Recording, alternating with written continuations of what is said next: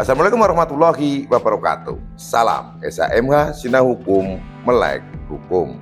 Pemirsa SHMH sebangsa dan setanah air yang saya muliakan, yang saya hormati, saya banggakan dimanapun Anda berada. Saat ini ya, di bulan Mei ini itu katakanlah dihebohkan kita oleh viral gitu ya, berita-berita tentang geng motor gitu. Geng motor yang berapa itu anggotanya, 8 atau berapa itu divonis oleh pengadilan dan dinyatakan bersalah karena melakukan pembunuhan terhadap 2 orang. Kejadian di tahun 2016 ya kan. Melihat di pemberitaan, di media sosial, wah carut marut gitu kan. Ini ngomong A, ini ngomong ini, ngomong wah, saling menuduh. Penyidik menuduh yang ini, menuduh pelaku dan sebagainya ya kan, menjadi riweh gitu ya.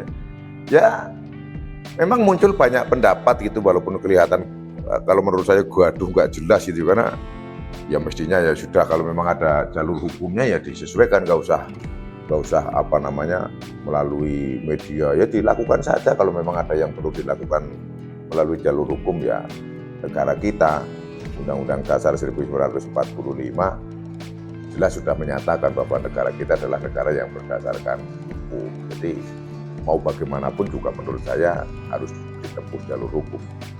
Jangan kemudian hanya merasa tapi hanya ngomong aja, itu kan tidak mungkin. Itu kepada semua pihak. Namun saya tidak akan masuk ke dalam materi ya, saya tidak tahu materinya. Saya nanti kalau masuk ke materi, komentar, saya hanya ngarang-ngarang malah repot gitu kan, nggak bagus. Dan itu saya pikir bukan menjadi yang ngarang-ngarang, apalagi kalau berbohong gitu ya. Saya ngarang biar saya ini kan biar viral, biar tenar gitu kan, ngarang-ngarang bohong, mengarang cerita yang wah kayak luar biasa itu. Ya malah bikin susah sendiri gitu kan. Mengingat kita itu kan warga masyarakat Indonesia sekarang kan sudah cerdas-cerdas, mana yang masuk akal, mana yang tidak masuk akal itu kan. Ada emak-emak itu yang ngomong begini, ada bapak-bapak yang ngomong begini, kan bisa dilihat gitu. Namun saya tidak akan masuk ke sana. Yang ingin saya sampaikan pada kesempatan ini adalah terkait geng motor. Mengapa kok kemudian saya tertarik kepada geng motor? Bahwa rata-rata, dan ini yang saya ketahui sendiri, bahwa orang tuanya itu bahasa secara ekstrim itu bisa dikatakan kalah sama anaknya.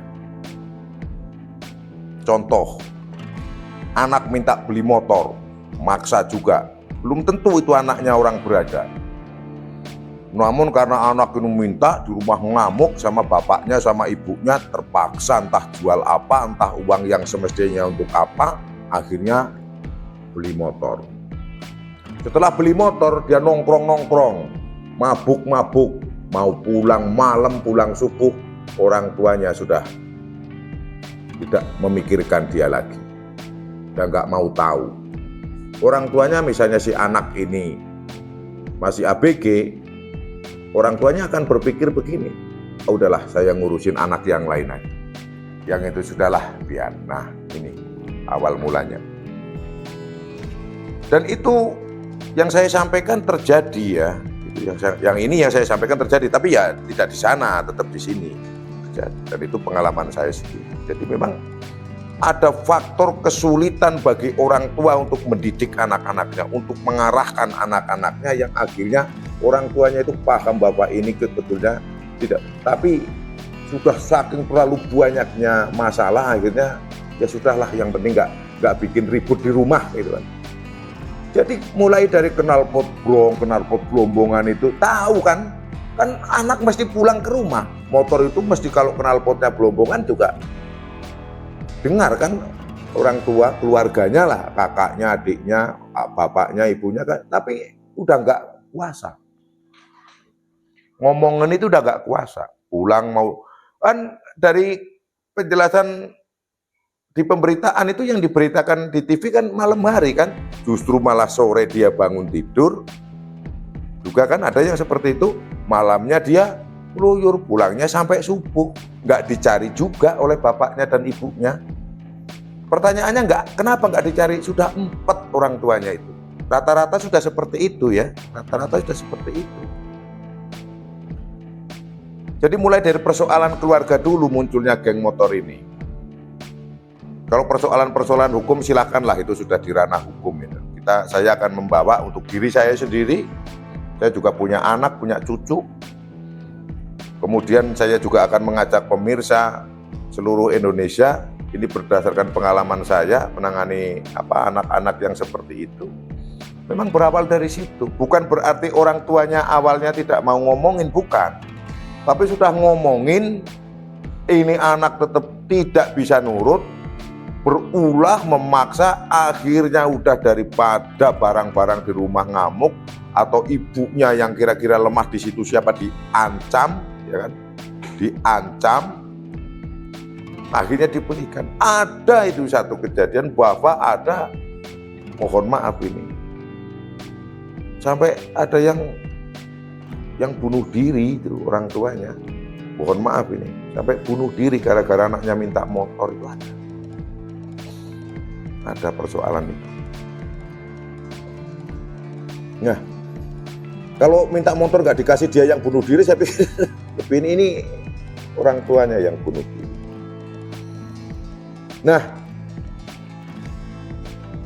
jadi dari keluarga, dari tetangga juga kadang tetangga juga kan mau ngomongin, aduh anak saya juga bukan, ada biar ngapain juga ngurusin anak orang lain. Nah akhirnya, karena memang jadi dari tetangga juga susah kan ya, kalau saya mau tetangga misalnya ngomongin, Pak D, anak kamu itu loh motornya diganti. Bisa juga Pak D-nya itu yang diomongin, ya udahlah nggak usah ngurusin anak saya, anak lu aja lu urusin dulu. Bener nggak anak lu? Repot juga kan seperti itu.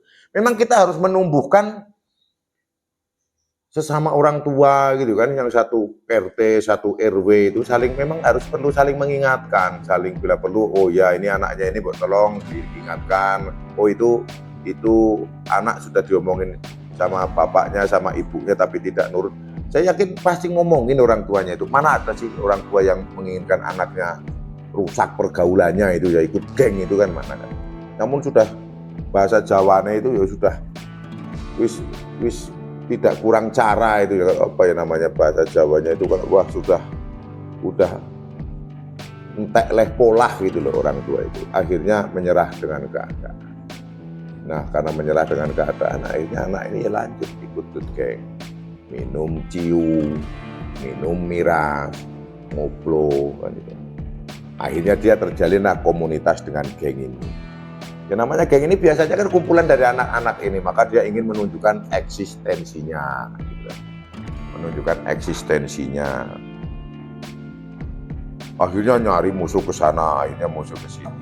Manakala terjadi masalah, ya gimana ya, mau namanya orang tua ya ada wajarnya. Menurut saya normal-normal saja dan sah-sah saja membela anaknya supaya tidak. Ya kalau orang Jawa itu yo tego larane ora tego patine. Ya bener anak saya nakal, tapi kalau di penjara ya saya membela, ya kan itu orang tua kan, seperti itu kan. Namun demikian awalnya ya dari hal-hal seperti itu, dari bukan orang tua, sekali lagi ya bukan orang tua atau bapaknya ibunya yang nggak mau ngomong, tapi memang anak memang. Nah ini yang perlu diselesaikan oleh kita itu. Karena apa? Geng-geng motor itu di mana-mana itu ada, di mana-mana itu ada, di kota-kota mau kota kecil itu ada. Yang dimaksud geng itu kan tidak harus selalu bertarung ya. Makanya lihat aja itu di pojok-pojokan tembok-tembok ada namanya tulisannya XTC misalnya, ada yang namanya Bogem, adanya yang namanya MX. Itu nama-nama geng itu. Walaupun mungkin kelompoknya itu hanya 10, 12, ada yang cuma 7, ya anak-anak yang kenal-kenal itu kan. Nanti kenal potnya, mohon maaf ya, itu juga kalau berposisi, kalau ada yang ngomong, oh itu pasti karena dihukum karena orang kecil. Iya. Saya bukan berarti merendahkan, tapi memang faktanya ya memang bukan dari keluarga yang bukan keluarga yang, ya bukan berarti kalau keluarga yang berada itu tidak ada anaknya yang nakal, bukan begitu, tapi memang cukup banyak yang dari keluarga, saya tidak ngomong keluarga miskin lah ya, keluarga sederhana yang seperti, makanya kan paling banter sepeda motornya juga sepeda motor, ya mohon maaf ya, yang di gelombang-gelombang itu ya apa ya, ya hanya yang sudah lama-lama itu kan, yang udah motor-motor lama itu. Kalau di tempat saya ini rata-rata motor-motor lama. Ya memang kemampuan orang tuanya mungkin membeli kan ya, yang penting sepeda motor, anaknya sudah anak kecil-kecil merokok gitu kan, knalpotnya bueng gitu kan. Ya. Nanti kalau ditindak oleh aparat kena tilang, ngomong untuk sekolah kan gitu. Tapi di sisi lain sebetulnya orang tua ini sudah penat gitu kan. Di samping itu juga pernah terjadi begini ya, ada juga dari pihak sekolah, saya tidak akan menyebutkan itu, merasa keberatan waktu muridnya dilakukan pembinaan karena dengan alasan nanti mencemarkan nama baik sekolah. Yo banyaklah ada alasan ini itu. Tapi terus yang mau membina siapa? Orang tuanya juga seperti ini, pihak sekolahan juga seperti ini. Nah, kalau dari aparat pembina apa keliru kan? Bingung juga jawabnya. Mbok yao, mari ya bahasa Jawa lagi. Mbok yao bersama-sama. Toh itu anak-anak kita, itu generasi, sehingga tidak terjerumus. Giliran terjerumus mendapatkan vonis hakim karena kasus pembunuhan, semuanya bingung gitu kan. Atau yang ngomong tidak mungkin itu masuk geng, tidak mungkin apa, ya itu mohon diteliti lagi. Apa itu betul, tidak mungkin. Jangan salah itu ya, kasus-kasus yang banyak itu juga anak-anak kecil-kecil, ABG itu ya 15 tahun, 16 tahun, 17 tahun, berapa. Justru anak-anak segitu karena memang ikut perlindungan anak ya, peradilan anak itu kadang memberikan kebingungan gitu ya. Itu kalau ngomong ngeyelnya setengah mati. Anak-anak bener susah gitu, bikin emosi juga jawabnya itu, sambil wah ngomongnya bisa kasar itu. Kasar, matanya melotot, wah bisa sadis itu. Kenapa? Ya karena sudah terpengaruh pil koplo, miras. Memang cukup berpolemik. Namun untuk kali ini ya saya di video ini supaya tidak ada lagi kesadisan yang dilakukan oleh geng motor, akhirnya juga rugi sendiri mendapatkan vonis hakim, dianggap melakukan penganiayaan, dianggap melakukan tindak pidana yang lain. Apalagi pembunuhan itu dari mana? Dari keluarga. Dari keluarga, dari masyarakat, lingkungan masyarakat terdekat. Keluarga besar, saudara, sampai juga dengan tetangga. Kalau bahasa Jawanya itu open gitu loh, perhatian gitu loh. Oh ya anakmu kayak gini kayaknya kurang pas juga Pak D, ya diomongin. Yang diomongin mestinya juga ya terima kasih, tolonglah saya dibantu. Jangan kemudian begitu diomongin orang tuanya ikut marah juga, padahal dirinya sendiri tidak mampu untuk mengarahkan si anak ini. Banyak anak-anak yang seperti itu, ya kan? Dan kemudian, jadi saya dalam video kali ini mengharapkan kita itu bisa bersama-sama membina anak-anak kita tuh supaya tidak terjerumus masuk dalam geng. Kalau memang ada orang tua yang kesulitan mendidik anaknya, mengarahkan anaknya, mungkin bisa curhat, sampaikan ke Pak RT atau ke Pak siapa, tokoh masyarakat, tokoh pemuda, tokoh agama di masing-masing kampung kan itu ada, dimanfaatkan itu. Kalau tidak mau curhat, tidak mau menyampaikan, minta bantu, ya akhirnya terjadi seperti itu.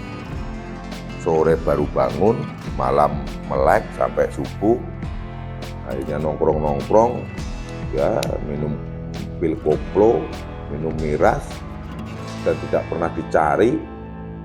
Bukan berarti tidak tahu, malah mungkin ada itu anak pergi dari rumah, alhamdulillah ini rumah tentram nih. Apa malah kebalikannya, malah ngomong begitu. Ada di rumah bikin masalah terus, giliran anaknya pergi kan tenang rumah kan, udahlah kamu pergi aja di sana, mau nongkrong mau apa terserah.